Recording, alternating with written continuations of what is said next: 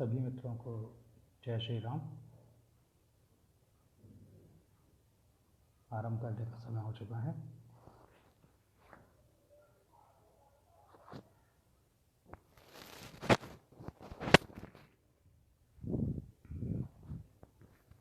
उम्मीद करता हूँ मेरी आवाज़ सभी लोग सुन पा रहे हैं। धन्यवाद हिमांशु, धन्यवाद अनूप भाई।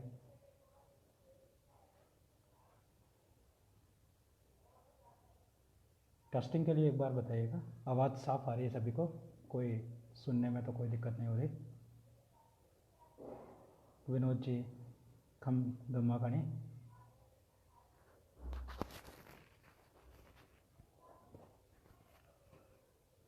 उम्मीद है अब आवाज़ साफ आ रही होगी। अनूप जी,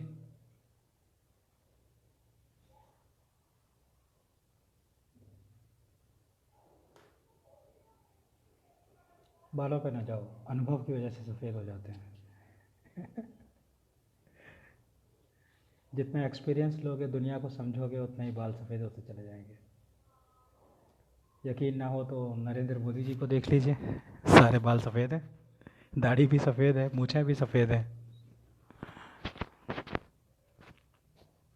अब ठीक है?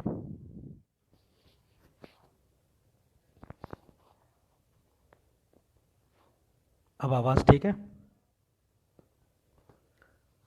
इंद्रपाल भाई, धन्यवाद स्वागत करने के लिए। आपका भी स्वागत है लाइव सेशन में। तो जैसा कि आप सभी लोग को मालूम है, हमारा आज का टॉपिक है जातिवाद, अस्पृश्यता, भारत में इसका प्रचार और इसका तार्किक विश्लेषण।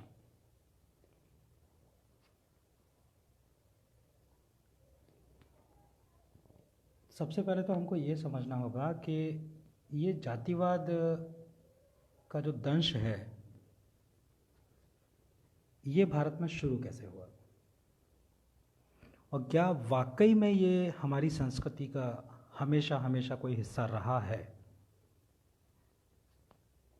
मेरा अपना एक शोध है जो मेरे स्कूल टाइम से लेके आज तक की मेरे जीवन में विभिन्न जगहों पर भ्रमण करते हुए, विभिन्न पुस्तकों का, ग्रंथों का, पत्रिकाओं का इत्यादि का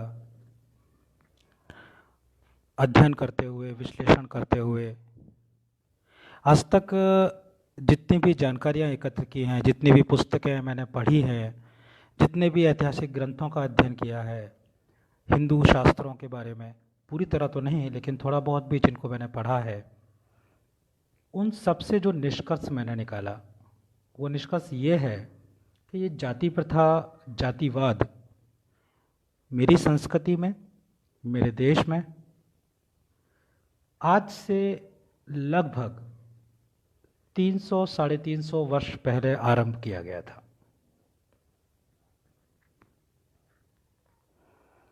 अगर आपको लगता है कि मेरी आवाज़ अभी कम है तो यकीन मानिए इससे ज़्यादा तेज़ मैं नहीं बोल पाऊँगा। आपको अपने स्पीकर की आवाज़ तेज़ करनी होगी या हेडफोन लगा के सुनना पड़ेगा।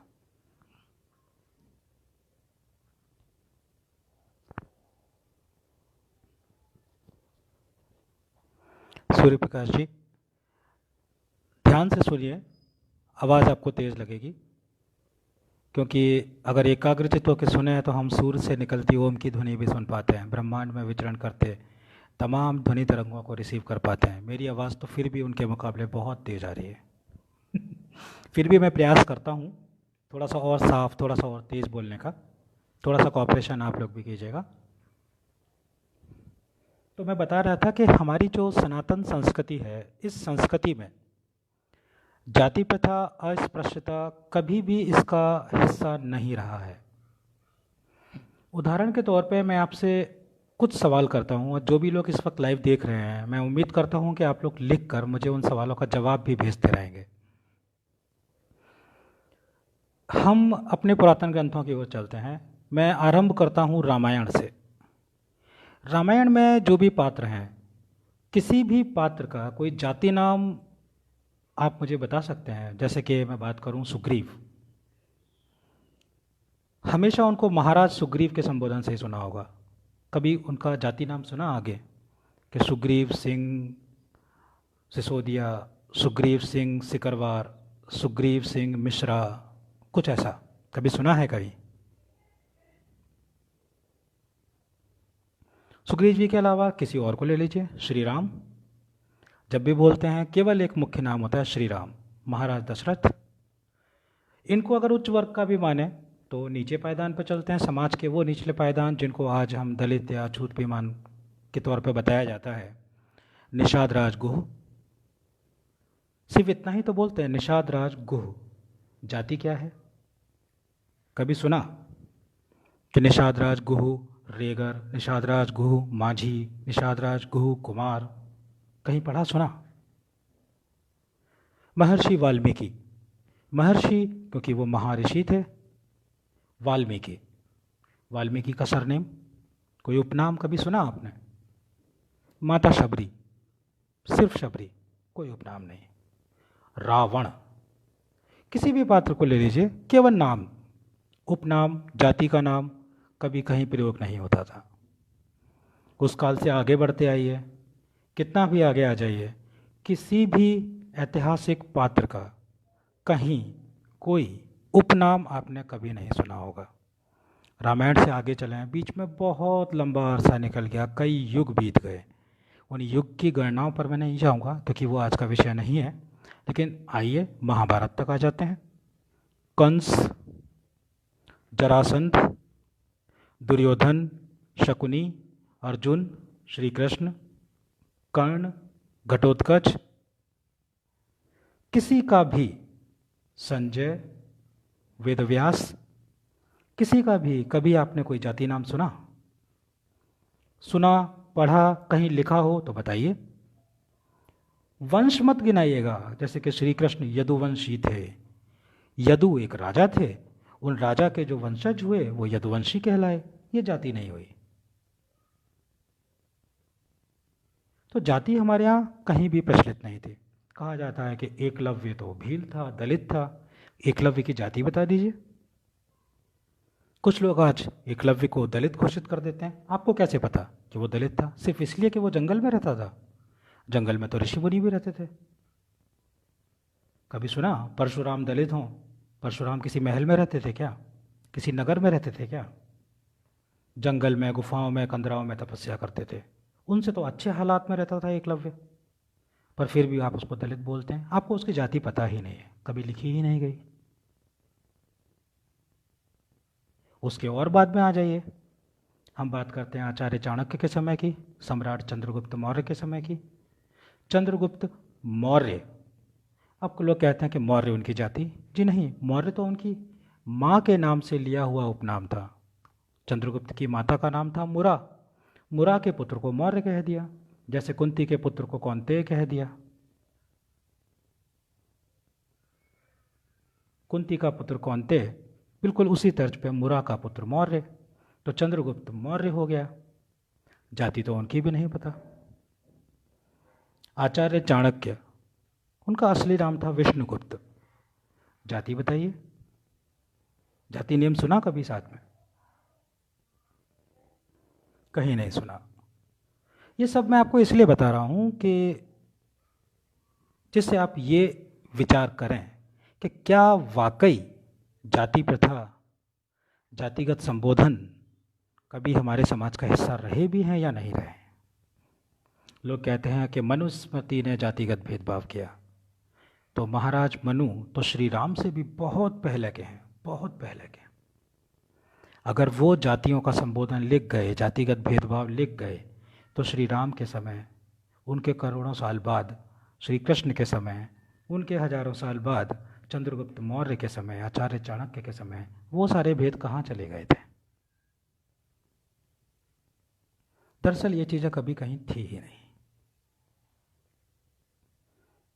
हमारे समाज में जाति, वर्ग जो भी हुआ करते थे, वो सारे संबोधन उसके कर्म के आधार पर थे। मैं वो मनुस्मृति वाले कर्म या वर्ग भेद की बात नहीं कर रहा हूँ। आपको उदाहरण दूँ, जैसे एक बहुत फेमस फार्मूला 1 रेसर है माइकल शूमेकर। माइकल उसका नाम है और शूमेकर आपने कह दिया। शूमेकर किसको कहते हैं? जो जूते बनाता हो, उसका जाति नाम शूमेकर लगा दिया। ये जो जाति लिखने की प्रथा है ना, ये यूरोप से भारत में आई। अगर आप विज्ञान की भाषा में बात करें तो जाति क्या होती है, प्रजाति क्या होती है, इंग्लिश टर्म यूज़ किया जाता है स्पीसीज। जो लोग विज्ञान पढ़ चुके हैं, विज्ञान में भी खास तौर से बायोलॉजी, जीव विज्ञान, और जीव विज्ञान में भी अगर उच्च स्तर पढ़ाई की हो तो उसमें भी स्पेसिफिक पार्ट आता है बॉटनी और जूलॉजी। अगर हम जूलॉजी पर आएँ, बॉटनी में भी जातियाँ होती हैं पौधों की, पादपों की, पर हम जूलॉजी की बात करते हैं क्योंकि हम मनुष्य भी एक जूलॉजी का ही पार्ट हैं। तो जूलॉजी में अलग अलग जीवों को अलग अलग जातियों में बांटा जाता है, जातियों और प्रजातियों में बांटा जाता है। हम तो साइंटिफिक युग में रहते हैं ना, तो हम साइंस की ही बात कर लेते हैं। बताइए, साइंस में जाति या स्पीसीज का क्या मतलब होता है? किसी भी जूलॉजिस्ट से, किसी भी बायोलॉजिस्ट से, किसी भी वैज्ञानिक से आप पूछें तो जाति का जो मतलब वैज्ञानिक परिभाषा वो बताएगा। वो मैं आपको बता देता हूँ। विज्ञान के अनुसार जाति उसे कहा जाता है जो आपस में समागम करके एक नई पीढ़ी को जन्म दे, और वो जो नई पीढ़ी हो वो भी आगे संतान उत्पन्न करने में सक्षम हो, उसको जाति कहा जाता है। ऐसे जीव जो आपस में समागम करके संतान उत्पन्न कर सकते हों, उन्हें एक जाति का जीव माना जाता है। छोटा सा उदाहरण ले लेते हैं। घोड़ा और घोड़ी आगे संतान उत्पन्न करेंगे तो वो घोड़ा या घोड़ी ही बनेगी, और ये जो घोड़ा घोड़ी होगा ये भी आगे संतान उत्पन्न कर सकते हैं, तो वो एक ही जाति के हुए। गधा और गधी, वो भी एक ही जाति के हुए। लेकिन जब घोड़ा और गधी संतान उत्पन्न करते हैं तो वो संतान बनती है खच्चर, और खच्चर आगे संतान पैदा नहीं कर सकता। इसलिए घोड़ा और गधे को एक जाति का नहीं माना जाता, अलग अलग जाति का माना जाता है। ये विज्ञान की परिभाषा है, मैं नहीं बता रहा हूँ, विज्ञान बता रहा है। तो जब हम वैज्ञानिक युग में रहते हैं तो क्यों ना विज्ञान की इसी परिभाषा को लेकर आगे चलें। तो जब हमारे शास्त्रों में जाति को बताया गया है तो वो आनुवांशिक गुणों को लेकर बताया गया है कि कुछ ऐसे आनुवांशिक गुण जो पीढ़ी दर पीढ़ी आगे बढ़ते चले जाते हैं, हमारे पुरखों के गुणों को आपस में समाहित किए रहते हैं, जिसको हम आज की भाषा में जेनेटिक्स कहते हैं। उसके आधार पर जातियाँ तय की गई थी। लेकिन जिस जाति प्रथा को वर्तमान में हम अपने देश में देखते हैं, हमारे समाज का हिस्सा देखते हैं, इसकी शुरुआत लगभग 300 वर्ष पहले हुई थी। एग्जैक्टली 300 की बजाय 325, 350 आप कह सकते हैं। 300 से 350 वर्ष का जो पीरियड था उस वक्त हुई थी, जब भारत में अंतिम हिंदू सम्राट पृथ्वीराज चौहान का साम्राज्य समाप्त हुआ। मुगल यहाँ पर आए, इस्लामिक शक्तियाँ यहाँ पर राज करने लगीं। तो बाबर से पहले के जितने भी इस्लामिक थे वो बतौर लुटेरे ही आए थे। भारत को लूटना ही उनका एकमात्र उद्देश्य था। उन्होंने भारत को लूटा, धन संपत्ति ले गए। उनको इससे कोई फ़र्क नहीं पड़ता था कि यहाँ की सामाजिक व्यवस्था कैसी चल रही है, कौन क्या कर रहा है, क्या नहीं कर रहा है। लेकिन जब बाबर भारत में आया तो उसका उद्देश्य भारत में साम्राज्य स्थापित करना था। और साम्राज्य स्थापित करने के लिए जो निवासी होते हैं, वहाँ के जो मूल निवासी होते हैं, जो नागरिक होते हैं, उन पर अपना प्रभुत्व जमाना आवश्यक होता है। और प्रभुत्व जमाने के लिए कोई ना कोई भेदी, कोई ना कोई ऐसी चाल, कोई ना कोई ऐसे टुकड़े हमें ढूंढने पड़ते हैं ताकि हम लोकल लोगों को बांट के उनके ऊपर राज कर सकें। तो बाबर के समय तक हमारे देश में जाति प्रथा नहीं थी। ये मैं दावे के साथ कहता हूँ कि जाति प्रथा हमारे देश में नहीं थी। बाबर के बाद भी एक लंबे अरसे तक जाति प्रथा नहीं थी, उसके बीज बोए जा रहे थे, इंटेंशनली ना सही लेकिन अप्रत्यक्ष रूप से। मैं इस टॉपिक को थोड़ा सा आगे बढ़ा देता हूँ। आगे के डिस्कशन में मैं फिर से एक बार लौट के बाबर और अकबर और मुगलों के समय पे आऊँगा, और वो टॉपिक होगा जब प्रताड़ना की बात की जाती है कि दलितों को प्रताड़ित किया जाता है, कैसे किया जाता है। फिलहाल जाति प्रथा शुरू हुई, उसी पे बात को आगे बढ़ाते हैं। तो मुगलों के टाइम से थोड़ा सा और आगे चले हैं, जब ब्रिटिशर्स भारत में आने लगे थे, क्योंकि जाति प्रथा भारत में इंट्रोड्यूस की गई थी। आप सभी जानते हैं लॉर्ड मैकॉले का स्टेटमेंट जो उसने ब्रिटिश संसद में दिया था कि मैं भारत के एक छोर से दूसरे छोर तक सफ़र किया हूँ, मैंने भारत में कोई गरीब नहीं देखा। यहाँ के लोग अपनी सभ्यता पर, अपनी संस्कृति पर बहुत गर्व करते हैं। अगर अंग्रेज़ों को भारत पर राज करना है तो आवश्यक है कि भारतीयों की सभ्यता और संस्कृति का ह्रास किया जाए, उनको तोड़ा जाए, उनको बांटा जाए और उनको ये बताया जाए कि आप जिस सभ्यता को फॉलो करते हैं वो बड़ी पिछड़ी हुई और नीच है, और जो अंग्रेज लेके आए हैं बस वही सर्वोत्तम है। तो मैकॉले की इसी पद्धति को जब ब्रिटिश संसद ने, ब्रिटिश दरबार ने अप्रूव कर दिया, जब वो अप्रूव कर दिया तो उसी को आगे इम्प्लीमेंट करने के लिए कुछ लोगों को जिम्मेदारी दी गई। अब मैं आपको एक ऐसी चीज़ बता रहा हूँ जहाँ पर आप सभी को थोड़ा सा विचार करने की आवश्यकता आएगी। आप किसी से बात करें तो आप खुद उस चीज़ को सोचेंगे तो आप सरप्राइज़ होंगे कि ये कैसे संभव हो सकता है। आप गूगल करके देखिए या किसी और माध्यम से देखिए, आपको पता लगेगा कि वो पहला अंग्रेज जिसने भारत के किसी धर्मशास्त्र को या किसी ग्रंथ को अंग्रेजी भाषा में अनुवादित किया, ट्रांसलेट किया, उसका नाम था विलियम जोन्स। विलियम जोन्स सन 1783 1783 सितंबर सन 1783 में विलियम जोन्स पहली बार भारत आया था। ये सबसे गौर करने वाली बात मैं आपको बता रहा हूँ, जाति प्रथा की शुरुआत की। विलियम जोन्स 1783 में पहली बार भारत आया था। उससे पहले वो भारत अपनी ज़िंदगी में कभी भी नहीं आया था। और जब विलियम जोन्स को भारत भेजा गया था तो उस वक्त की ब्रिटिश राजधानी कैलकाटा, जिसको आज हम कोलकाता कहते हैं, कैलकाटा, वहाँ अंग्रेज़ों का बनाया हुआ एक किला था जिसको विलियम फोर्ट कहते हैं, फोर्ट विलियम्स। फोर्ट विलियम्स का उस वक्त का जो ब्रिटिश साम्राज्य भारत में उपनिवेश स्थापित था, उसका न्यायाधिकरण जो था, सुप्रीम कोर्ट उसके लिए स्थापित किया गया था। उस सुप्रीम कोर्ट का सुप्रीम जज बनाकर विलियम जोन्स को भारत भेजा गया था। अब आप एक चीज़ पर गौर करिएगा, विलियम जोन्स सितंबर 1783 में भारत आया। विलियम जोन्स एक बहुत अच्छा लेखक भी था, उसे बहुत सारी भाषाओं का ज्ञान था, अरबी फारसी भाषाएं भी जानता था। उसने इस्लामिक और दूसरी संप्रदायों पर भी काफ़ी रिसर्च किया था, अनुवाद किए थे। तो जब विलियम जोन्स भारत आया, उससे पहले भारत का उससे कोई संपर्क नहीं था, भारत की किसी भी भाषा का उसको ज्ञान नहीं था।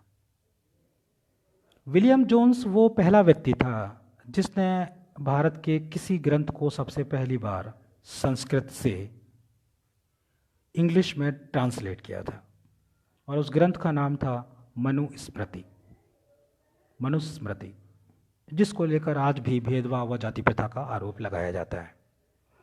अब मैं आपसे एक छोटी सी बात पूछता हूँ, एक ऐसी भाषा जिसमें 300 करोड़ से ज़्यादा शब्द होते हैं, 300 करोड़, 1 करोड़, 2 करोड़, 3 करोड़, 4 करोड़, करते करते 100 करोड़, 102 करोड़, 105 करोड़, 200 करोड़, 203, 208, 252, 253, 300 करोड़ से ज़्यादा शब्द जिस भाषा में होते हैं, जिस भाषा को 6-7 साल की आयु से गुरुकुल में रहकर 24 घंटे अध्ययन करने वाला छात्र 20 से 25 सालों में भी पारंगत नहीं हो पाता, क्या उस भाषा को एक अंग्रेज मात्र 11 वर्ष के अवधि में पूरी तरह सीख सकता है? ये मैं इसलिए पूछ रहा हूँ क्योंकि विलियम जोन्स जो सितंबर 1783 में भारत आया था, उसकी डेथ 1794 में हुई थी। तब तक वो भारत में था। तो 83 से 94 11 साल का समय होता है। इस 11 साल में विलियम जोन्स ने संस्कृत भाषा को सीख भी लिया, पूरी तरह मास्टरी भी कर ली, मनुस्मृति जैसे एक बहुत ही क्लिष्ट शब्दावली, श्लोक, श्रुतियों वाले ग्रंथ को पूरी तरह समझ भी लिया, उसका इंग्लिश ट्रांसलेशन भी कर दिया, और ये सब तब किया जब वो सुप्रीम कोर्ट का जज भी था। उसके न्यायिक दायित्व, ब्रिटिश राज के प्रति उसकी जिम्मेदारियाँ, उसके तमाम अन्य जिम्मेदारियाँ भी साथ में निभाता रहा। एक नई भाषा को सीख भी लिया और पूरी तरह ट्रांसलेट भी कर दिया और मनुस्मृति को इंग्लिश में लिख भी दिया। क्या वाकई ये संभव है? मैं चैलेंज करता हूँ, आज के समय में कोई भी ऐसा व्यक्ति जो भारत में पैदा हुआ हो, यहीं पर रहा हो, जो हिंदी अच्छी तरह से जानता हो, जिसने बचपन से पी.आर. चोपड़ा वाली महाभारत देख के बहुत सारे श्लोक भी सुने हो, मनुस्मृति के बारे में सुना हो, किया हो, 11 वर्ष का टाइम मैं देता हूँ, उसके लालन पालन की सारी जिम्मेदारी मैं लेने को तैयार हूँ। उन 11 वर्ष में वो संस्कृत सीख ले और मेरे बताए किसी भी एक ग्रंथ का ट्रांसलेशन करके दिखा दे अपनी मातृभाषा में, चाहे हिंदी में, चाहे किसी भारत की अन्य भाषा में, जो भाषा वो बचपन से बोलता आता है उस भाषा में, संस्कृत से उस भाषा में वो मात्र 11 साल में ट्रांसलेशन करके दिखा दे, सही सही। ये संभव ही नहीं है। पर क्योंकि विलियम जोन्स लॉर्ड मैकॉले की निर्देशानुसार भारत में काम करने आया था, उसने मनुस्मृति को ट्रांसलेट किया और ट्रांसलेशन में उसने वो चीज़ें लिखी जो ब्रिटिशर्स चाहते थे। क्योंकि तब तक जब अंग्रेज़ भारत में आए थे तो पिछले 700-800 साल से इस्लामिक शक्तियों का भारत पे आक्रमण होता रहा था। और इस आक्रमण के दौरान आप सब भी जानते हैं, नालंदा से लेकर तक्षशिला तक, काशी से लेकर मथुरा तक, वारंगल से लेकर कांचीपुरम तक भारत की शिक्षा के सभी क्षेत्र केंद्रों को नष्ट किया गया, गुरुकुलों को नष्ट किया गया।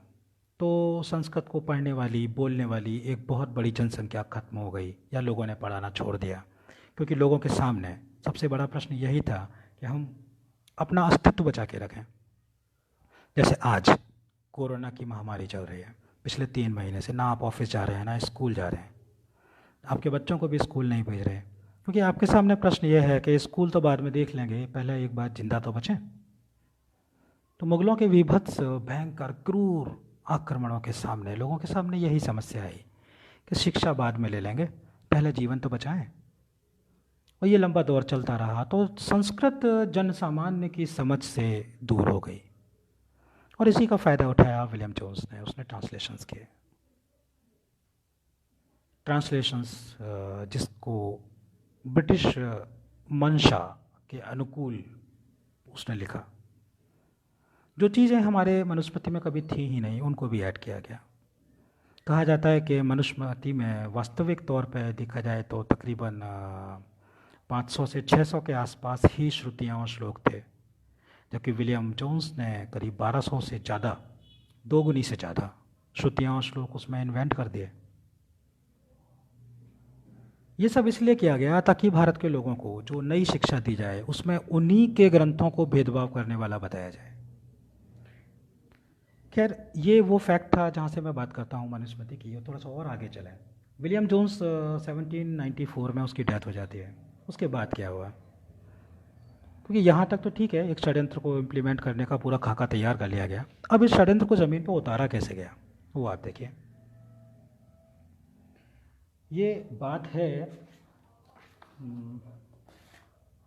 सन 1796, विलियम जोन्स की डेथ के 2 साल बाद। अंग्रेज़ों का कब्जा हो चुका था भारत के वर्तमान तमिलनाडु, मद्रास एरिया में। तो मद्रास प्रेसिडेंसी नाम से उनका साम्राज्य चलता था। तो मद्रास प्रेसिडेंसी का जो कलेक्टर था, हम आज के टाइम पे जिनको डीएम कहते हैं ना, डिस्ट्रिक्ट मजिस्ट्रेट, जिलाधीश महोदय, ब्रिटिशर्स उनको कलेक्टर बोलते थे, डीसी, डिस्ट्रिक्ट कलेक्टर। कलेक्टर का मतलब संग्राहक, क्योंकि उनको राज नहीं करना था, उनको तो भारत को लूटना था। तो वो भारत से टैक्स वसूली के लिए आते थे। यहाँ के राजाओं से टैक्स वसूलना है, टैक्स कलेक्ट करना है। The person who collects the tax from the local kingdoms, रजवाड़ों से, सामंतों से टैक्स कलेक्ट करता था, तो उसको कलेक्टर कहा जाता था। और ब्रिटिश ईस्ट इंडिया कंपनी और ब्रिटिश सरकार की तरफ से कलेक्टर को ही भारत में उनका मुख्य प्रतिनिधि माना जाता था।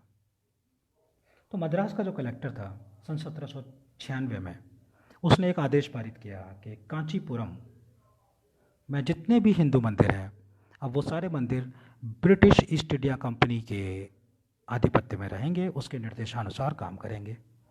वहाँ चढ़ने वाली सारी रकम, सारा भेंट, सारा मैनेजमेंट डीसी यानी डिस्ट्रिक्ट कलेक्टर के नियंत्रण में रहेगा।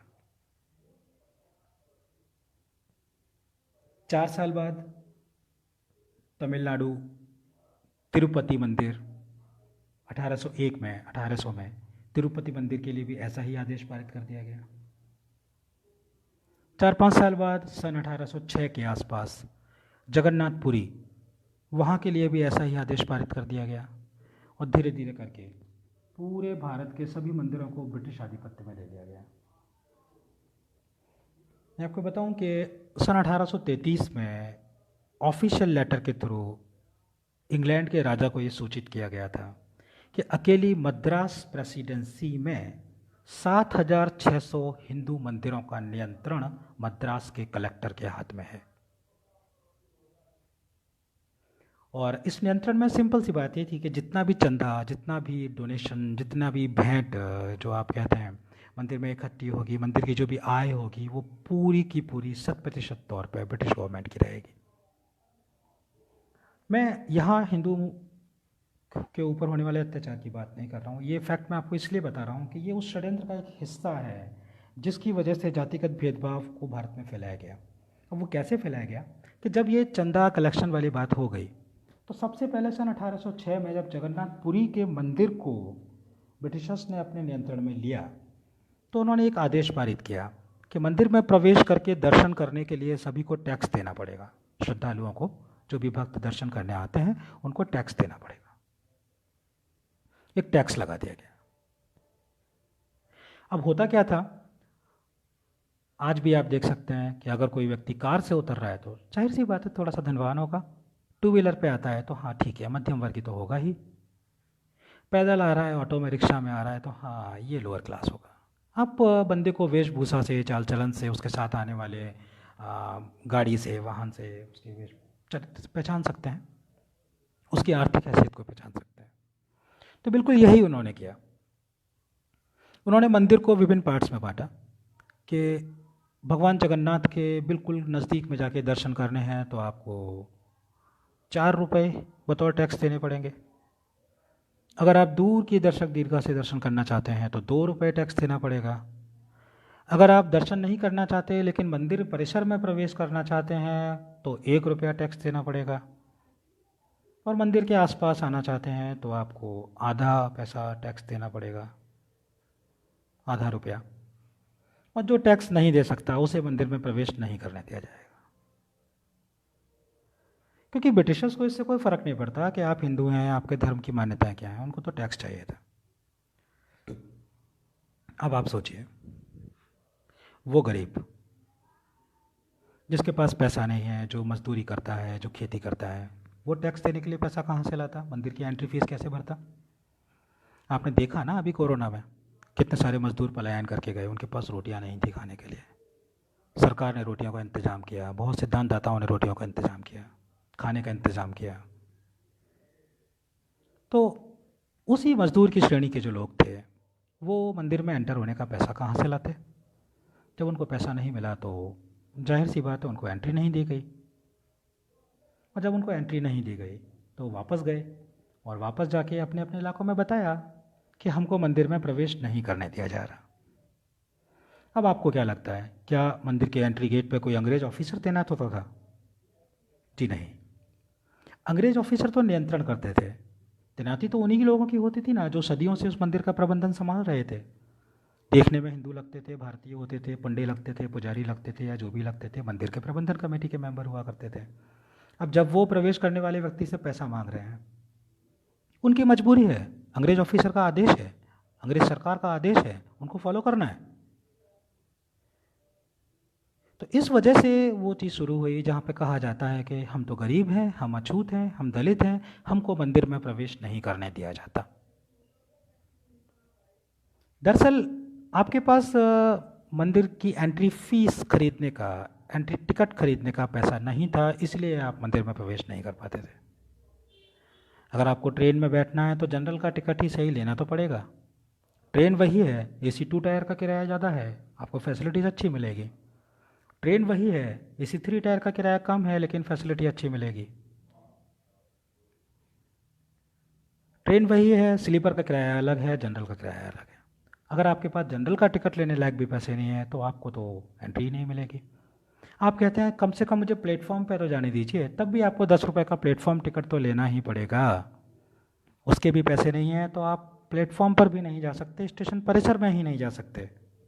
बिल्कुल यही चीज़ भारत के मंदिरों पे अंग्रेज़ों ने लागू कर दी थी और इसको बोला गया छुआछूत, कि मंदिर के प्रबंधक, मंदिर के पुजारी, उच्च जाति के लोग दलितों को, पिछड़ों को, गरीबों को अछूत मानते हैं, मंदिर में घुसने नहीं देते। ये प्रथा शुरू हुई सन 1806 से और धीरे धीरे लगभग भारत के अधिकांश मंदिरों में यह फैल गई जहाँ पे ब्रिटिशर्स का नियंत्रण था। और इसको जानबूझ के ब्रिटिशर्स ने इस तरीके से इम्पोज किया कि ये चीज़ों में बढ़ती लगी। इसके बाद जो एक सबसे बड़ी आश्चर्यजनक बात हुई वो ये हुई कि जब 1857 की विद्रोह हुआ था, भारत की स्वतंत्रता का पहला संग्राम हुआ था, उससे घबराकर जब ईस्ट इंडिया कंपनी को डिसॉल्व करके ब्रिटिश सरकार ने पूरा नियंत्रण भारत का अपने अधिकार में ले लिया, तो उसके बाद उन्होंने सबसे पहली बार भारत में एक जनगणना करवाई। अंग्रेजी में सेंसस जिसे कहा जाता है। ये सन 1865 की बात है। 1865 में भारत में पहली जनगणना हुई और आप जानते हैं 1865 की वो जनगणना ही वो पहला आधिकारिक दस्तावेज है जब भारत में जातियों का वर्णन मिलता है। अंग्रेजों ने हर व्यक्ति के लिए ये आवश्यक किया, ये अनिवार्य किया, अपने नाम के साथ ना सिर्फ अपने पिता का नाम लिखेंगे, आपको अपनी जाति भी बतानी पड़ेगी। ये ऑफिशियली ऑन रिकॉर्ड किया गया। अब जाति कैसे बनी? जो चमड़े का काम करता था, जिसको सामान्य भाषा में चर्मकार कहा जाता था। चर्मकार समझते हैं ना? अभी भी आप जाते हैं किसी अस्पताल में, जब स्किन पे कोई प्रॉब्लम हो जाती है, इंग्लिश में डर्मेटोलॉजिस्ट जिसको कहा जाता है, उसको हिंदी में कहते हैं चर्म रोग विशेषज्ञ। चर्म यानी चमड़ी। तो मृत पशुओं की चमड़ी उतारकर उस चमड़ी का उपयोग करने के लिए जो एक्सपर्ट कारीगर, इंजीनियर, टेक्नीशियंस हुआ करते थे, जो मृत जानवरों की चमड़ी से कपड़े बनाते थे, जूते बनाते थे, बैग बनाते थे, पानी की मशक बनाते थे, कवच बनाया करते थे, तलवारों के लिए, हथियारों के लिए मुठ बनाया करते थे, या और कुछ भी बनाया करते थे, चमड़े का जो काम करते थे, वो चमड़े के इंजीनियर चर्मकार कहे जाते थे। उन चर्मकारों को उन्होंने कहा नहीं, ये तो बड़ा डिसेंट सा नाम है, हम इसको चर्मकार नहीं कहेंगे, हम इसको कहेंगे चमार। अंग्रेजों ने एंट्री की कि तुम्हारा नाम चमार लिखा जाएगा।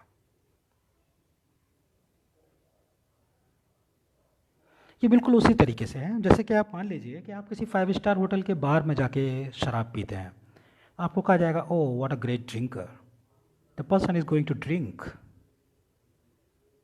लेकिन वही आप किसी सामान्य सड़क चलते दारू के ठेके से वो उठा के ले लीजिए, कहा जाएगा बेवड़ा है, शराब वो भी पी रहा है, शराब ये भी पी रहा है, लेकिन वो ड्रिंकर है और ये बेवड़ा है। तो बिल्कुल वैसे ही चर्मकार थोड़ा इज्जत हो जाता है, हम इसको चमार कह देते हैं। वो चमार को एक जाति बना दिया। ऐसे ही नाई है, रीगर है, तमाम जातियां बन गई।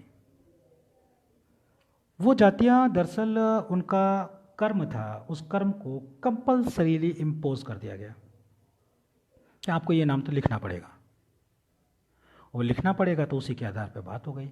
अब अंग्रेज़ों ने बाद में ये भी किया कि उन्होंने देखा कि जब से हमने 1806 से मंदिरों में टैक्स लेना स्टार्ट किया है, तो वो कौन सा विशेष वर्ग है जो टैक्स नहीं दे पाता। तो जैसे कि नोटिस किया कि हाँ भाई ये खास वर्ग है, जैसे ये खेती करता है, इनके पास अपने खेत नहीं है, ये दूसरों के खेत में काम करते हैं, तो ये टैक्स नहीं दे पाते। तो उनकी जो जाति है उन्होंने उस जाति को ही परमानेंट बैन कर दिया कि तुम फालतू में भी क्यों आना, हम तुम्हें लिस्ट में ही डाल देते हैं कि तुमको तो मंदिर में एंट्री मिलेगी ही नहीं। ये बिल्कुल उसी तरह समझ लीजिए जैसे कि अभी जो तबलीगी जमात के लोग पकड़े गए थे उसमें बहुत से विदेशी भी आए थे। तो भारत सरकार ने एक स्टेप उठाया कि आप वीज़ा अवधि समाप्त होने के बाद भी भारत में अवैध रूप से रह रहे हैं, हम आपके वीज़ा को ब्लैक लिस्ट में डालते हैं, अब भविष्य में आपको कभी भी वीज़ा नहीं मिलेगा। तो ये बिल्कुल उसी तरीके से हो गया कि आपको मंदिर में एंट्री करने का वीज़ा मिलेगा ही नहीं, आपको और आपकी औलादों को, वंशजों को कभी नहीं मिलेगा, क्योंकि आप ब्लैक लिस्टेड हैं। ये प्रथा अंग्रेजों ने शुरू की और ये चलने लगी। फूड डाला गया, बांटा गया, एजुकेशन सिस्टम में इंट्रोड्यूस कर दिया गया। आपको अपना sir name, SURNAME, sir name, अपनी कास्ट लिखना अनिवार्य किया गया। आपको याद हो मैंने शुरू में इसीलिए पूछा था, क्या आप पूरा नाम बता सकते हैं? दुर्योधन, दुर्योधन का कास्ट बता सकते हैं? कर्ण, अर्जुन, शकुनी, घटोत्कच, श्री राम, श्री कृष्ण, रावण, कंस, अहिल्या, किसी भी हमारे पुरातन चरित्र का नाम के आगे सरनेम नहीं मिलेगा। मुगलों के आने से पहले भी नहीं मिलेगा। आचार्य चाणक्य ही कहते हैं आप, या आचार्य विष्णुगुप्त ही कहते हैं, उनका जाति का नाम नहीं मिलता है आपको। लेकिन अभी आप आइए, राजा राम मोहन रॉय, रॉय एक पदवी उनको दे दी।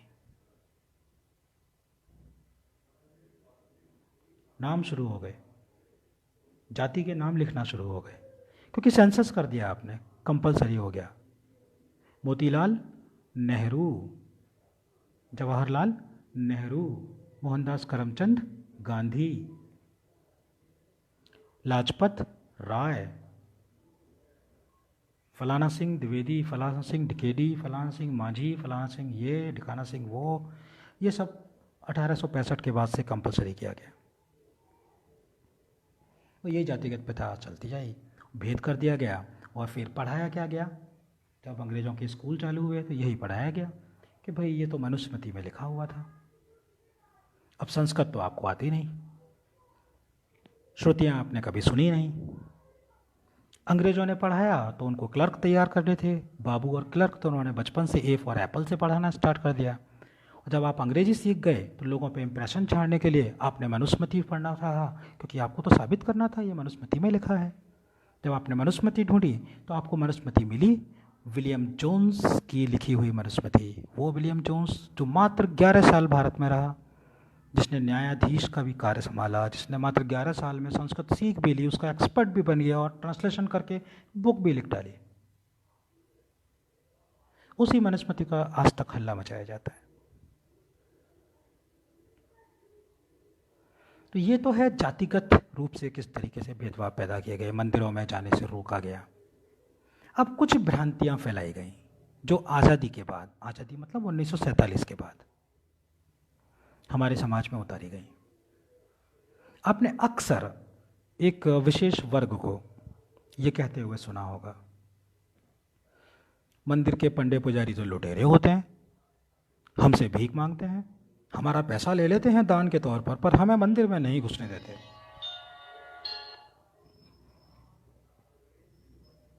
मैं फिर दोहरा रहा हूँ, ये आरोप लगाया जाता है कि हमें मंदिर में प्रवेश नहीं करने दिया जाता, लेकिन हमसे चंदा ले लिया जाता है, हमसे दान ले लिया जाता है और हमारे दान पे वो लोग ऐश करते हैं। हम बड़े अतप्रभ हो जाते हैं, हाँ सुना होगा, कहीं होगा, क्योंकि इतिहास की किताबों में हमको पढ़ा दिया जाता है, NCERT की किताबों में हमको पढ़ा दिया जाता है कि भाई मंदिर में दलितों को, शूद्रों को प्रवेश नहीं करने दिया जाता है। लेकिन कोई भी ये नहीं बताता कि ये प्रवेश से रोकने की जो प्रथा है सन 1806 में विलियम जोन्स के बाद ब्रिटिश कलेक्टर्स ने शुरू की थी, उसको भूल भी जाएं। तो एक सिंपल सा लॉजिकल सवाल मैं आपसे पूछता हूँ, आप लोग मंदिर तो कभी ना कभी गए होंगे अपनी लाइफ में। जो भी लोग इस वक्त मुझे सुन रहे हैं वो एक बार लिख के बताएं, कोई ऐसा व्यक्ति है जो मंदिर ना गया हो कभी?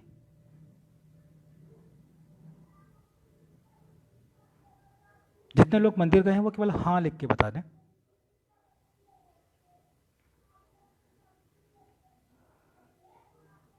भारत के लगभग सभी हिंदू मंदिरों के अंदर एक दान पेटिका होती है, आपने देखा होगा। मुझे बता सकते हैं वो दान पेटिका कहाँ लगी होती है?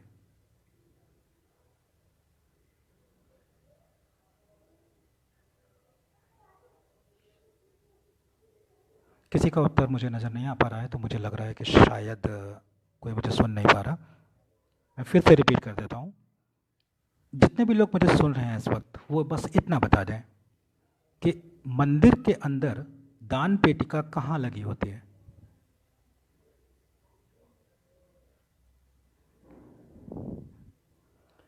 जहाँ तक मेरा अनुभव है, रविंद्र कुमार कह रहे हैं गेट पर, मेरा अनुभव है कि जहाँ पर मंदिर के जो देव होते हैं, इष्ट देव होते हैं, जिनका वो मंदिर होता है, उस मंदिर के जैसे गर्भगृह जिसको कहा जाता है, जहाँ उन इष्ट देव की मूर्ति स्थापित होती है, उस मूर्ति के दर्शन हम जहाँ खड़े होकर करते हैं, जहाँ पुजारी जी आपको चरणामृत देते हैं, प्रसाद बांटते हैं, वहाँ से आप दर्शन कर लेते हैं, फूल चढ़ा देते हैं, एक दान पेटिका तो वहाँ लगी होती है। और एक जैसा कि कुछ भाई बता रहे हैं, किसी किसी मंदिर में मंदिर के जो एंट्री गेट होता है उसके पास भी लगी होती है, पर वो मंदिर के पूरे प्रांगण के एंट्री गेट के पास नहीं होती। मंदिर का जो मुख्य गर्भगृह होता है, जो मुख्य स्थल होता है, उसके सामने होती है। मंदिर के बाहर रितेश तिवारी जी कह रहे हैं, मैंने तो आज तक कभी किसी मंदिर के बाहर, मंदिर प्रांगण के बाहर कभी दान पेटिका नहीं देखी जो उस मंदिर के लिए हो।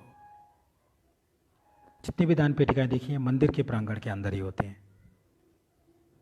तो एक छोटा सा लॉजिकल सवाल है, अगर आपको मंदिर के अंदर प्रवेश ही नहीं करने दिया गया तो आपने दान कहाँ जाके दिया?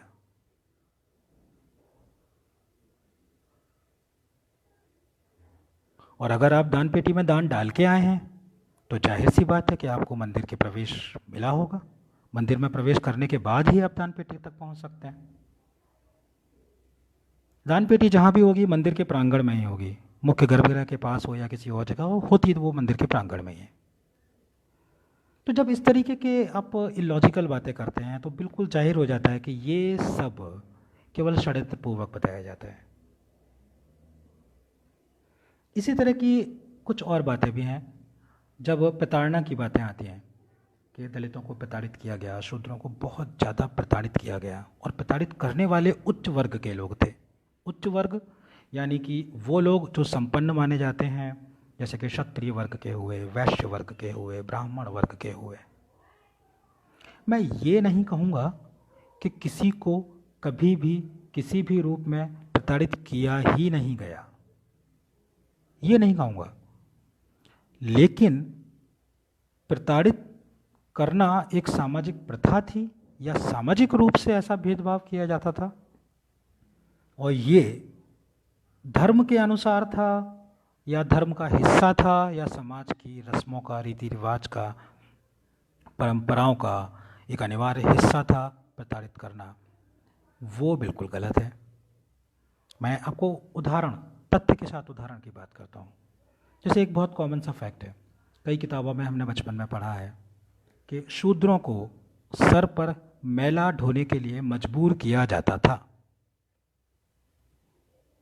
मैला मतलब अपशिष्ट, जिसको आज अंग्रेजी में लैट्रिन कहते हैं। आपके घर में बनी होती है शौचालय, मल। कहा जाता है कि शूद्रों को मजबूर किया जाता था, उनको उठाना ही उठाना पड़ता था। मैं ये नहीं कहता कि ऐसा कभी नहीं हुआ होगा, कहीं भी नहीं हुआ होगा, लेकिन ऐसा अनिवार्य तौर पर होता था, ये तो नहीं माना जा सकता। मैं आपसे बहुत छोटे छोटे से सवाल पूछता हूँ। सन 2014 में नरेंद्र मोदी भारत के प्रधानमंत्री बने। आज तक उनका सबसे बड़ा मजाक ही इस बात के लिए उठाया जाता है कि वो कहते हैं कि भैया घर में शौचालय बनवा लो, खुले में ना जाओ, खेत में ना जाओ। सन 2014 से लेकर 2020 तक भी वो यही कहते आ रहे हैं कि शौचालय बनवा लो, खुले में ना जाओ, खेत में ना जाओ। तो भारत के जिन गांवों में, जिन कस्बों में, जिन शहरों में सन 2014 तक भी घर के अंदर शौचालय नहीं थे, क्या 1914 में, 1814 में, 1714 में घर के अंदर शौचालय रहे होंगे? कुछ दिन पहले एक फिल्म आई थी बॉलीवुड की, अक्षय कुमार अभिनीत पैडमैन। उसकी शुरुआत में दिखाते हैं कि अक्षय कुमार के पिताजी घर में शौचालय नहीं बनवाने देते, घर के प्रांगण में, मुख्य घर से दूर आंगन के दूसरे कोने में भी शौचालय बनवाने का विरोध करते हैं। लोगों की मान्यता थी कि घर में शौचालय होना ही नहीं चाहिए। जब घर में शौचालय होते ही नहीं थे, लोग सुबह लोटा लेके खेतों में जाते थे, मल त्याग करके उसे मिट्टी में दबा के आ जाते थे, तो ये मैला उठवाते कौन था और कहाँ से उठवाता था? मैं आपको आज भी चैलेंज के साथ कहता हूँ, भारत में तमाम राजमहल आज भी बने हुए हैं, तमाम बड़े बड़े सेठों की हवेलियाँ बनी हुई हैं, तमाम किले बने हुए हैं। आप किसी में भी भ्रमण के लिए जाइए, आपको वहाँ अलग अलग भवन मिलेंगे। ये राज दरबार था, ये स्नानागार था, यहाँ रानियाँ नहाती थीं, यहाँ राजा सोते थे, यहाँ बैठते थे, यहाँ उठते थे। लेकिन किसी में आपको शौचालय नहीं मिलेगा।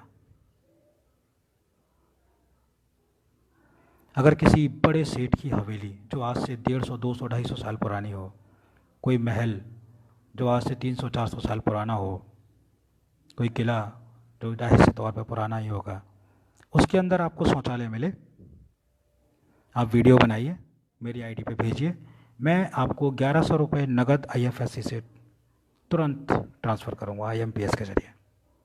ये मेरा चैलेंज है। जब 2014 तक लोगों के घरों में शौचालय नहीं है, तो वो कौन सा समय था जो खेतों में से मलबा उठवाते थे क्या आपसे? मैं ये नहीं कह रहा कि ऐसा कभी नहीं होता था, ऐसे बहुत से शहर थे, बड़े बड़े शहर थे, और ये मेला उठवाया जाता था, इसके प्रमाण हैं, मैं वो प्रमाण भी दूंगा। लेकिन ये हिंदू समाज नहीं करता था। हिंदू समाज के वो लोग नहीं करते थे जिनको आज आप उच्च वर्ग कहते हैं, सवर्ण कहते हैं, वो नहीं करते थे। मैं आपको चैलेंज करता हूँ, आगरा में एक लाल किला है, दिल्ली में एक लाल किला है। इतिहासकार कहते हैं ये आगरा का किला अकबर ने बनवाया। मैं आपको चैलेंज करता हूँ, उस पूरे किले में घूम जाइए, शौचालय कहाँ बनाया मुझे बता दीजिएगा। 5 मंजिल का किला है, उसके अंदर आपको बेडरूम दिखा दूंगा, उसके अंदर आपको जेल दिखा दूंगा, लेकिन उसके अंदर शौचालय नहीं मिलेगा। ये परंपरा मुगलों ने आरंभ की थी। मुगल उन लोगों को जिनको वो पराजित कर चुके होते थे, बंदी बनाते थे, उनके सामने 2 ऑप्शन रखते थे, या तो इस्लाम कबूल कर लो या गर्दन कटवा लो। पर कुछ लोग ऐसे होते थे जिनकी ना तो वो हत्या कर सकते थे और ना ही वो उनको इस्लाम कबूल करवा पा रहे थे, क्योंकि हत्या सामाजिक दबाव और ये भय से कि भी कहीं आम जनता विद्रोह ना कर दे, तो उनको बंदी बना के प्रताड़ित करने के लिए, मजबूर करने के लिए, क्योंकि वो जानते थे कि इन लोगों का समाज के बाकी लोगों पर अच्छा प्रभाव है। अगर एक अच्छा व्यक्ति इस्लाम कबूल कर लेगा तो एक बड़ी टीम इस्लाम कबूल कर लेगी। इसको उदाहरण को आप यूँ समझ लीजिए, जैसे कुछ दिन पहले दिसंबर के महीने में मध्य प्रदेश में सत्ता परिवर्तन हुआ था। ज्योतिरादित्य सिंधिया ने कांग्रेस छोड़ के भाजपा ज्वाइन कर ली थी। 20-22 के करीब उनके एमएलए बेंगलोर में जाके शिफ्ट रहे थे। आप उनमें से किसी भी एमएलए का स्टेटमेंट याद कर लीजिए, सबका एक ही स्टेटमेंट था, हमारे तो सिंधिया महाराज जी जो कहेंगे हम वही करेंगे। अगर सिंधिया जी कांग्रेस में रहे तो हम कांग्रेस में, सिंधिया जी भाजपा में रहे तो हम भाजपा में। तो सारा फोकस भाजपा का सिंधिया जी पे था, बाकी 22 से कोई लेना देना नहीं। सिंधिया अगर भाजपा में आ गए तो मान लो कि वो 22 के 22 भाजपा में आ गए। यही रणनीति उन मुगलों की थी कि उन प्रमुख लोगों को अगर इस्लाम कबूल करवा लिया तो एक बहुत बड़ी आबादी स्वतः कन्वर्ट हो जाएगी। जब वो लोग इस्लाम कबूल करने से मना कर देते थे तो उनको प्रताड़ित कैसे किया जाता था? क्योंकि शौच को जो लोग अपने घर के अंदर, मल त्याग करने को अपने घर के अंदर नहीं रखते थे, उन लोगों को मुगलों के उसी मल को सर पे उठा के बाहर फेंकने का काम करवाया जाता था। मुगल अपने महलों में, परातों में, तसलों में, तगारियों में मल त्याग करते थे। उन पंडितों को, ब्राह्मणों को, वैश्यों को, हिंदुओं को, विभिन्न जातियों के हिंदुओं को, जो प्रभावशाली व्यक्ति हुआ करते थे हिंदू समाज के, मजबूर किया जाता था कि इसको अपने सर पर रखो, इसको ढो के ले जाओ और बाहर फेंक के आओ। तो ये मेला उठवाने की परंपरा वहाँ से शुरू हुई। आज भी आप जाइए, उत्तर प्रदेश के शहरों में जाइए, जो घनी मुस्लिम आबादियाँ हैं, उन्हीं के अंदर आपको टाट के बोरे लगे हुए पैखाने मिलेंगे। उन पैखानों में बड़ी बड़ी ऊंची ऊंची सीट हुआ करती थी, नीचे एक बहुत बड़ा बॉक्स टाइप का बना हुआ करता था, जिसकी ओपनिंग घर के मेन गेट के पास बाहर की तरफ गली में हुआ करती थी। सारे घर के ख़ानदान के लोग उसमें मल त्याग करते थे और बाहर से, जिनको वो शब्द आपत्तिजनक माने जाते हैं लेकिन अभी मुझे बोलना पड़ेगा तकनीकी तौर पर, जिनको मल त्याग कराने के लिए भंगी मेहतर कहा जाता है, उनसे ज़बरन वो उठवा के वो उनको साफ़ करके ले जाते हैं। आज भी ऐसे मकान आपको मिल जाएंगे उत्तर प्रदेश के मुस्लिम बाहुल्य इलाकों में, हिंदू बाहुल्य इलाकों में नहीं मिलेंगे। तो ये प्रताड़ना होती थी तो ये वहाँ होती थी, वहाँ से आरंभ हुई थी। लेकिन अंग्रेज़ों ने और बाकी लोगों ने जो भारत में फूट डालना चाहते थे, उन्होंने इस चीज़ को, ये जो प्रताड़ना झेले हुए लोग थे, उन कुछ चुनिंदा लोगों का उदाहरण लेके बाकी सभी के लिए आपको ये आरोप लगा दिया कि भाई आप तो इनसे मैला उठवाते थे।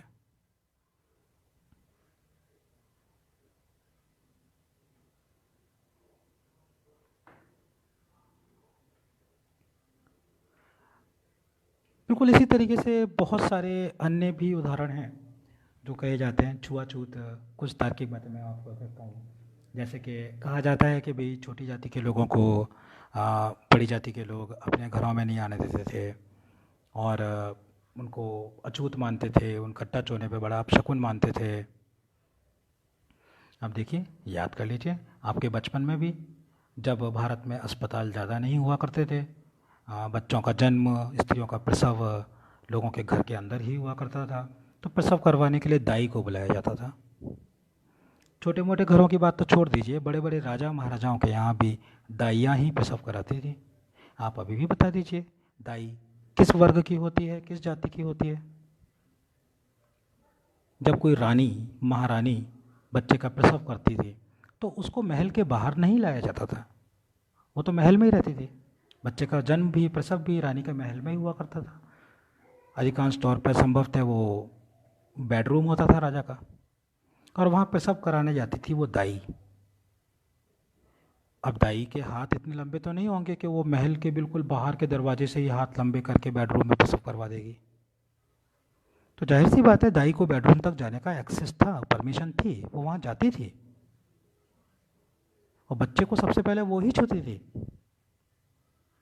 जन्म देने वाली माँ से पहले, उसके पिता से पहले, किसी और से पहले सबसे पहला हाथ उस बालक को दाई लगाती थी। तो ये बहुत सी बातें हैं जो वास्तव में कभी थी ही नहीं। ये जो आपके परंपरागत आनुवांशिक जो कर्म थे, आपके जो पेशे थे, उन पेशों को जाति में कन्वर्ट करके कंपलसरीली आपके मन में ये भेद डाला गया कि ये जाति प्रथा है, ये छुआछूत है। हमको इस षड्यंत्र को समझना होगा, हमको इन षड्यंत्रों को अपनी आने वाली पीढ़ियों को समझाना होगा कि किस तरीके से ये भेद इंटेंशनली डाले गए हैं और इनका दुष्प्रभाव देखिए आज के समय में होता क्या है। मुझे एक कहानी याद आती है, जब शायद कोई मुग़ल राजा था, उसने कहा था कि मैं एक ऐसा कोट टाइप का बनवाना चाहता हूँ जिसमें कोई जोड़ ना हो, जिसमें कोई सिलाई ना हो। जो बनाएगा उसे 101 सोने की अशर्फियाँ दी जाएंगी। तो एक दर्जी आया, उसने वो बना के दिया। उसने इतनी कारीगरी से उसको रफू किया था, उसकी आस्तीन है, उसके बटन, कि कितने भी गौर से देखने पर उसमें कहीं जोड़, कहीं सिलाई नज़र नहीं आती थी। इस तरीके का हुनर हमारे यहाँ था।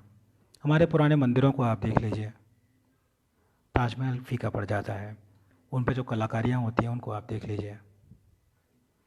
वो हुनर था हमारे यहाँ पर, उस टॉप लेवल की इंजीनियरिंग हमारे यहाँ पर थी कि आज भी कुतुब मीनार, गीज़ा की मीनार, एफिल टावर से ऊंचे ऊंचे मंदिर, हजारों लाखों टन वजन के पत्थर वहाँ पे ऊपर तराश के रख दिए गए थे।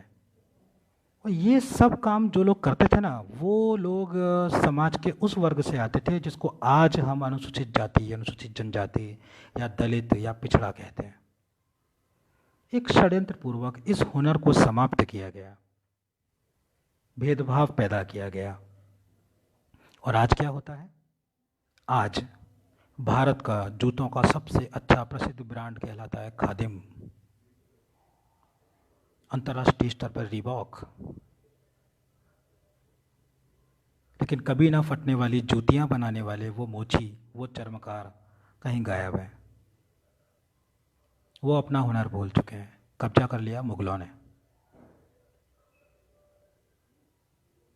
बाल काटने वाले नाई, वो नाई जो नीची जात के या पिछड़े जात के कहे दिए जाते हैं आज के समय में, शादी ब्याह की सारी रस्में उस नाई के बिना होती ही नहीं थी। घर में गीत होने हैं तो नाई की पत्नी, जिसको नाइन कहा जाता है, वो लोगों को बुलावा देने जाती थी, आइए गीत होंगे। रिश्ता लेके, पीले चावल लेके ही नाई जाता था, चाहे पंडित के यहाँ ब्याह हो, चाहे व्यापारी के यहाँ, चाहे राजा के यहाँ, रिश्ता कराने ही नाई जाता था। और कहा जाता है, हमको बताया जाता है कि हम तो छुआछूत करते थे, उनको घर में घुसने नहीं देते थे। बंगाल में देवी की पूजा की जाती है नवदुर्गों में। देवी की मूर्ति बनाने के लिए जो मिट्टी आती है वो कहा जाता है कि एक वैश्या के जो नगर वधू होती हैं उनके आंगन से लाई जाती है, जिनको अछूत माना जाता है। हमारे यहाँ तो मिट्टी भी वहाँ से आती थी। मंदिर में दिए लगाते हैं, दिए बनाने वाला कुम्हार पिछड़ी जाति का, नीची जाति का, उसको कोई छूता नहीं है, लेकिन उसके हाथ के बने हुए दिए मंदिर में चल रहे हैं।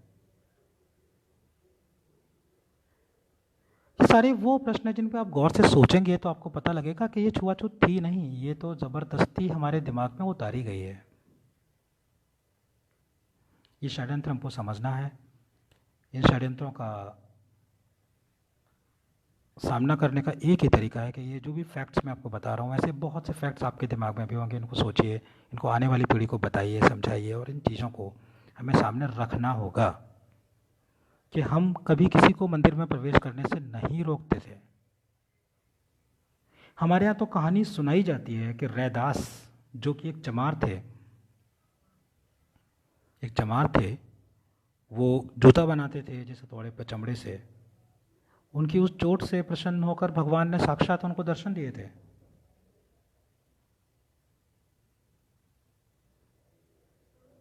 तो हम तो वो हैं जो हमेशा समानता की बात करते थे। और ये जो जातिगत भेदभाव है, ये ब्रिटिशर्स के साथ, मुग़लों के साथ ये सारी चीज़ें आई थी, और इसका आज के समय में हमारी संस्कृति का जो ह्रास हो रहा है, उसको समाप्त करने के षड्यंत्र रचे जा रहे हैं। वो यही झूठ और यही बरगला की चीज़ें बताई जा रही हैं। मनुस्मृति की बात करते हैं, मनुवादी कह देते हैं। अब गौर से बताइए, कोई भी एक हिंदू राजा, कोई भी एक हिंदू साम्राज्य आप मुझे बता दीजिए जहाँ मनुस्मृति को कभी वहाँ का विधान माना गया हो। सारे न्याय राजा करता था। सम्राट विक्रमादित्य की बात होती है, 32 पुत्रियों वाले विक्रमादित्य की, उनका न्याय बहुत प्रसिद्ध था। उन्होंने भी कभी मनुस्मृति का जिक्र नहीं किया। आचार्य चाणक्य की बात होती है, चंद्रगुप्त मौर्य की बात होती है, चाणक्य की नीतियाँ मानी जाती हैं, कौटिल्य का अर्थशास्त्र कहा जाता है, उसके अनुसार राज चला करते थे। मनुस्मृति का उद्धरण लिया गया है, निर्देश लिए गए हैं, लेकिन मनुस्मृति को वहाँ की भी राज व्यवस्था या न्यायिक व्यवस्था या वैधानिक व्यवस्था का पार्ट कभी नहीं बनाया गया। मैं चैलेंज से कहता हूँ, मनुस्मृति किसी के घर में मिलेगी ही नहीं। आप कहते हैं कि हिंदू इसको फॉलो करते थे, मनुस्मृति किसी के घर में ही नहीं मिलेगी। लोगों को पता ही नहीं है कि उसमें श्लोक कितने हैं, उसमें लिखा क्या है, किसने लिखी, कब लिखी, कैसे लिखी, कोई नहीं जानता। आपके घरों में शास्त्र मिल जाएंगे, पुराण मिल जाएंगे, रामायण मिल जाएगी, गीता मिल जाएगी, मनुस्मृति कभी किसी ने पढ़ी, कभी कहीं मिली, कहीं नहीं मिलेगी।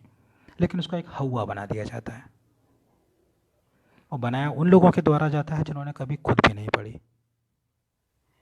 नेट से पीडीएफ डाउनलोड कर लेंगे और कहेंगे देखिए ये मनुस्मृति। भैया इंटरनेट कितने दिन पहले आया, पीडीएफ बनाई किसने और बनाई कहाँ से? ट्रांसलेशन कैसे होते हैं मैं आपको बताऊं, मैं अपना एक अनुभव बता रहा हूँ। मुंबई के रहने वाले एक डॉक्टर साहब हैं जो लंदन से डिग्री लेके आए थे, और अपने आप को हिंदूवादी भी कहते हैं, और दलितों के उद्धार के लिए काम करते रहते हैं। एक चर्चा के दौरान वो मुझसे बोले कि वेदों में वर्णन किया गया है कि जब यज्ञ होता था तो 5 गायों की आहुति दी जाती थी, उनकी बलि दी जाती थी।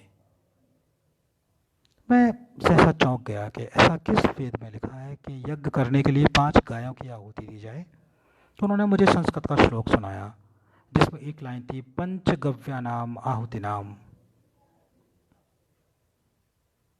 अब एक डॉक्टर जो लंदन से पढ़ के आया है, जाहिर सी बात है अंग्रेजी बहुत अच्छी होगी, डॉक्टर जैसी पोस्ट पर है, अगर वो किसी वर्तमान में जिनको शूद्र कहा जाता है, दलित कहा जाता है, उस तबके के व्यक्ति को बताए देखो वेदों में लिखा है पंचगव्य आहुति नाम, 5 गायों की आहुति दोगे तो आपका यज्ञ सफल होगा। उसने ट्रांसलेशन बता दिया, वो ट्रांसलेशन जो उसकी समझ में आया। लेकिन पंचगव्य आहुति नाम का मतलब क्या होता है? 5 गायों की आहुति देना। उसका मतलब तो होता है भी पंचगव्य। पंचगव्य किसे कहते हैं? दूध, दही, मक्खन, गौमूत्र और गोबर। गाय के द्वारा दिए गए वो 5 पदार्थ जिनको पंचगव्य कहा जाता है, यज्ञ में उनकी अनिवार्यता होती है, उनकी आहुति देना। सारे ट्रांसलेशन किए एस्टेसी, बिल्कुल यही कुछ विलियम जोन्स ने किया भारत की मनुस्मृति के साथ, और उसको फैला दिया जो मनुस्मृति कभी कहीं यूज़ नहीं की जाती थी। तो बंधुओं, जो भी मैंने बताया, मेरा मतलब सिर्फ यही था कि जब हम तार्किक विश्लेषण करते हैं तो हम पाते हैं कि हमारे समाज का ये हिस्सा कभी नहीं था।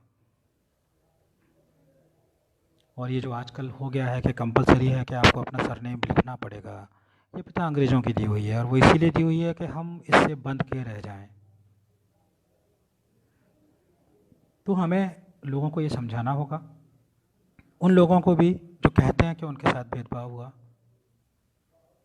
जो कहते हैं कि कभी उनसे मैला उठवाया गया, तो उनसे पूछिए उनकी पीढ़ी में कोई व्यक्ति तो होगा जिसका मैला उठवाया होगा, जिसने मैला उठाया होगा। कहाँ का जिक्र कर रहे हैं?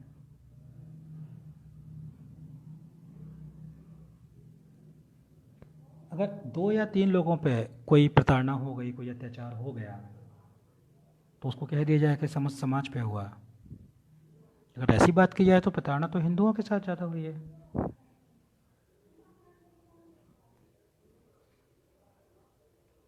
तो साथियों, बात को समाप्ति की ओर ले जाता हूँ।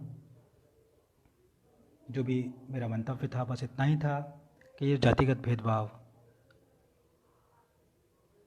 ये जो प्रताड़ना, ये सब पिछले 300 साढ़े 300 साल के दौरान इम्पोज की गई हैं, फैलाई गई हैं। ये पहले नहीं होता था, हमारे समाज का हिस्सा कभी भी नहीं था, ये हमारे धर्म का हिस्सा नहीं था। हमारे सनातन धर्म की बहुत बड़ी विशेषता है कि अगर कोई बुरी आदत परंपरा बन जाती है, रिवाज बन जाती है, तो उसका ज्ञान होने पर हम उसे दूर भी कर देते हैं। हमें सुधार करने में कोई आपत्ति नहीं। हमारा समाज तो ऐसा समाज है कि आज भी घर के बाहर किसी शादी में जाता है तो वो कभी नहीं पूछता कि इस शादी में दावत बनाने वाला, खाना बनाने वाला किस जाति का था, खाना परसने वाला किस जाति का है। हम तो सिर्फ खाने की तारीफ़ करते हैं।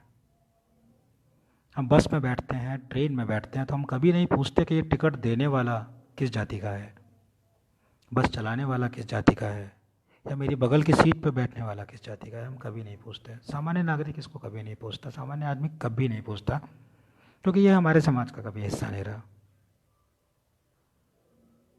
बॉलीवुड के द्वारा, फिल्मों के द्वारा ज़बरदस्ती दिखाया गया कि भेदभाव होता था, पंडित बुरे होते थे, बढ़िया हमेशा लाला होता था, लुटेरा होता था, बस गरीबों का खून चूसता था। दिमाग में उतार दिया गया। लेकिन आप खुद सोच के देखिए, रियल लाइफ में देखिए, ऐसा कभी नहीं होता। 1000 में से 2 या 3 उदाहरण आपको ऐसे मिल जाएंगे आज भी समाज के कई जगहों पर जहाँ ऐसा कुछ होता होगा। वो इसलिए होता है कि अगर कोई चीज़ 2, 3, 4 पीढ़ियों से परंपरा बन जाए तो लोग उसको फॉलो करने लगते हैं। इसका एक छोटा सा उदाहरण मैं आपको दे रहा हूँ। मेवात का इलाका, हरियाणा का इलाका, पश्चिमी उत्तर प्रदेश का इलाका, जहाँ पिछले कुछ सालों पहले तक एक प्रथा हुआ करती थी कि बेटी का जन्म हुआ तो उसको मार दो, कन्या का जन्म होते ही उसको मार दिया जाता था।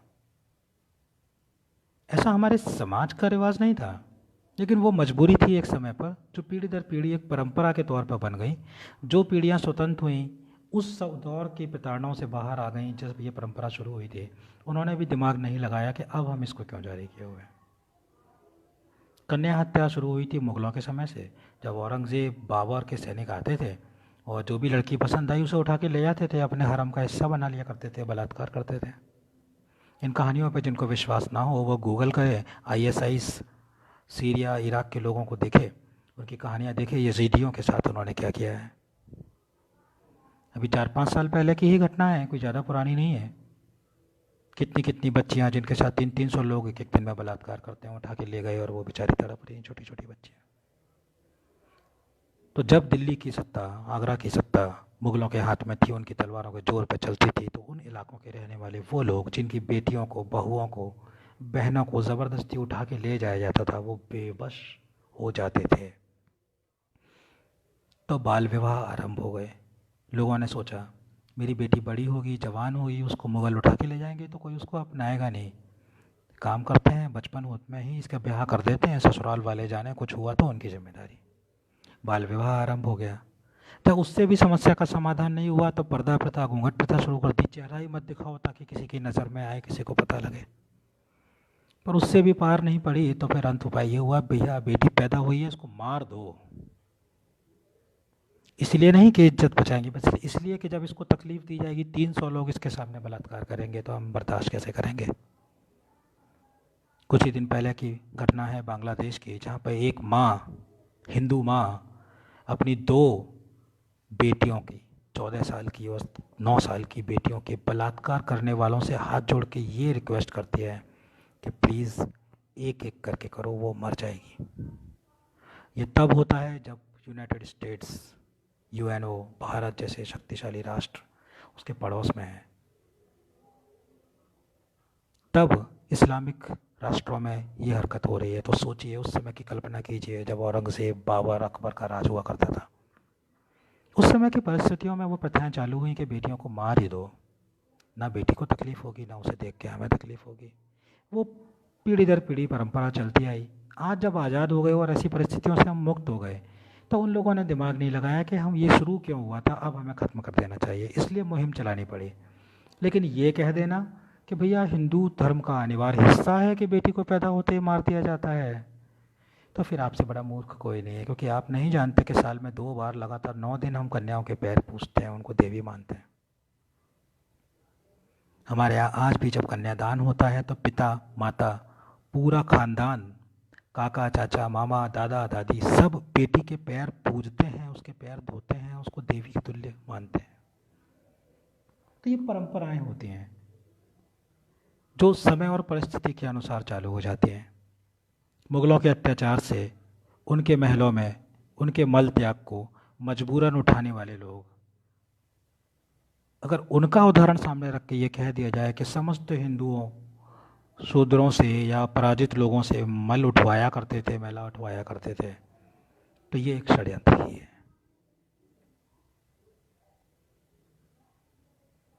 क्योंकि फैक्ट तो ये है कि सन 2020 तक भी लोगों के घरों में शौचालय नहीं है, लोग आज भी खुले में जाते हैं। तो ये मान लेना कि आज से 300 साल पहले, 200 साल पहले, 150 साल पहले लोगों के घर में शौचालय थे और किसी को ज़बरदस्ती अंदर घुस के शौचालय का गंदगी अपने सर पर उठा के ले जानी पड़ती थी, तो ये तो मूर्खता ही होगी और कुछ नहीं होगा।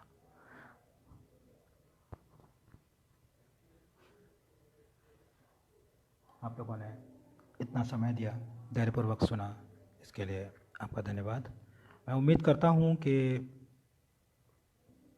बहुत कुछ तो नहीं, पर थोड़ा बहुत आपके दिमाग में वो बातें मैंने डाली होंगी जिनको सुनकर शायद आप भी इस दिशा में और सोचेंगे। ऐसे बहुत से फैक्ट्स हैं जिनको आप भी खोज के लाएंगे।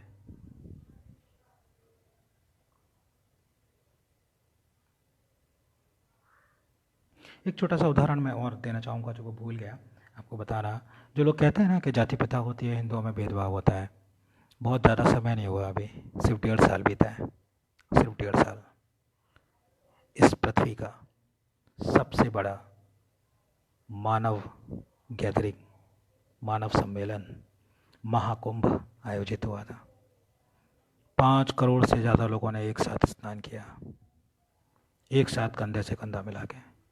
किसी ने भी ये नहीं पूछा कि तू किस जाति का है, मेरे साथ खड़ा है, तो मेरे साथ स्नान कर रहा है, मुझे छुएगा, चल तूने छू भी लिया और मैं पवित्र हो गया तो गंगा जी में डुबकी लगा के पवित्र हो जाऊंगा, लेकिन जब पवित्र होके वापस गंगा जी से बाहर आऊँगा फिर तू मेरे साथ रहेगा। ये वो धर्म है जहाँ करोड़ों लोग एक साथ डुबकी लगाते हैं, बिना भेदभाव, बिना छुआछूत माने हुए। आप सभी से ये मेरा निवेदन है कि जहाँ भी मिले इन फैक्ट्स को सामने रखें। हमारे किसी भी मंदिर में किसी को प्रवेश करने से नहीं रोका जाता। हमारे यहाँ कोई प्रताड़ना नहीं होती, कोई जातिगत भेदभाव नहीं होता। हमारे यहाँ कभी भी जातियों का कोई वर्णन नहीं रहा। हमारे ग्रंथ, हमारे शास्त्र, कहीं भी किसी का भी नाम है, जाति कहीं किसी की नहीं लिखी हुई। जाति तो सिर्फ एक वैज्ञानिक टर्मिनोलॉजी है जो जेनेटिक्स के आधार पर तय की जाती है। जिसको जाति की परिभाषा पूछनी हो वो किसी कन्हैया कुमार से ना पूछे, किसी डॉक्टर उदित राज से ना पूछे। जाति की परिभाषा पूछनी है किसी भी विश्वविद्यालय या कॉलेज में जाइए, जीव विज्ञान जीव विज्ञान के किसी व्याख्याता, जूलॉजी के किसी एक्सपर्ट से पूछिए what is species, what is the caste, tell me the definition. वो होगी वैज्ञानिक परिभाषा। आप विज्ञान के ज़माने में रहते हैं, वैज्ञानिक परिभाषाओं की बात कीजिए। जय श्री राम। आप सभी का धन्यवाद, आपने मुझे सुना।